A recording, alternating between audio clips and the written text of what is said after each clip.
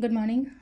Ngasi se akoi gi sagun se numit ko sagun se numit ki card ki message ai petang minar se sagun se numit aham bada number se 25 lere ko aduga kala dana hangapan gumba kai gumba do minus na bibe ko aduga amana chak thong bada na hangapan machu gi pot ama hai ko machu ni khangde amani khangde maina change hoba matam da kitang happy ba hai tare ko si se ena sum noma gi hai se kai gino hai matam da akoi gi keno mayam se hai tare ko hai di planet se loina mak hai tare ko hai di stable oina bagi damak ta ni ko hai di sometimes akoi da keno taw ba yawi da na ko hoina kainogi dosh laye adugi graha dugi adagi graha dugi haibagi dumai tara sida hapa matam danga sai imung du da leriba mi mayam do hadi chari banina hadi loina maksum phana bagi thaja bani ko sise hadi sida leina ko hadi kaino katangi wasuna tabita ko ai isana thajana taw banina hai tara ko sida phana bagi damakta nena khallaga taw jabanina adugi matang gi ni ko adu dum lere ado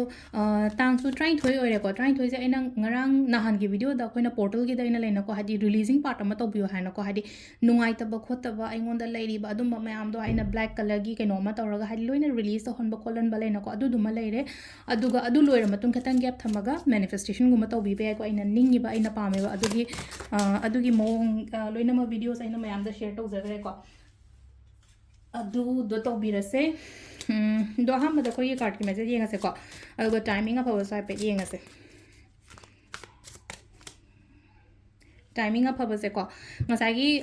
manifestation to bagi oina haraga de ko hadi pung baro chap chana gumba to biyo ko hadi trying to obani na hadi pung baro baro chap chana to bani khangde baro ga minute trying to gumba oibani khangde ko adugi mamang du ayu gumba da loin to biro ko hadi cleansing gi oiro negativity release gi oiro ko sigi basu gumba mayam se adu sida gi card ahum ka tang thoge ko card number 1 card number 2 and card number 3 ko card se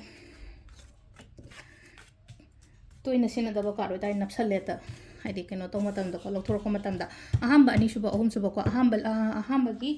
yenga se ko ahamba gi card ki message ko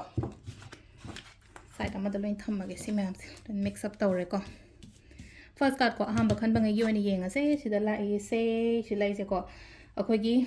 keno la sida la iba card gi matung ina hairagadi hakchang gumba nungai taba khotaba gumba leraga so ko adudagi pharakpa kholakpa dumai tor le ko haidi nungai tabadi katang hakchang nungai taba hairaga hakchang katang gi wasu nate ko haidi problems gumba leiba khotpa mayam adudagi tholakpa oina oibado phagalakpa hai tare ko leirame ba situations natraga condition dudagi kitang pharakpa haidi adwain toroga adum boina pire ko haidi phagalakpa oina pire sem pije lai khoiramaga sum adu ngasai gi 12 portal loibani na ko haidi makuche lonaraga leitra ni pije phammaga sida adu na haidi manifestation gumba health ki oiro hakchang nuai te ko te na hairaga de ko dumaina gumba to ko number 2 ko number 2 sina sida laise aina khanba aina ningba natraga ai gi wish ne ko hadi 9 of kaino ne ko slide ko khoi gi 9 of pentacles aina la ko hadi 9 of pentacles se koina wish fulfill oiba dumaina su oi aduga amana le isa su yamna na ke na mongna lebio ko wakhan nungai na ngasi se ko aduga kaino ko aduga sida su leino ko akhoi gi ahum suba card so silena ko hadi any kind of aina ningba khotpa adumba mayam da aingonda phangba oina oibado adu su oi ko aina ningba thungba hai tara ko ai gi oina wish ningjari ba adumba mayam do phangba oina oi aduna 12 portal gi manifestation phajana to biyo ko adu duma leire adu timing na yuki pung 5 ga minute ni phuma pandena tare ka minute mapan phang leire ko adagi yong mapan ga minute ni fu nipan dagi na pung 1 ga minute ni fu tare phang leire dagi pung 3 ga minute tare dagi na pung tare ka minute ni fu nipan phang leire ko adu nungdanga thengmana 13 ga minute nipan dagi na 12 ga minute ni fu mapan phang leire aduga nungalam dagi na 2 ga minute kun mapan dagi na pung 5 ga minute yang khai phang leire ko adu sisin da ko yi ngasi gi oina for timing ko aru silere ko yi daily card message ma'am thank you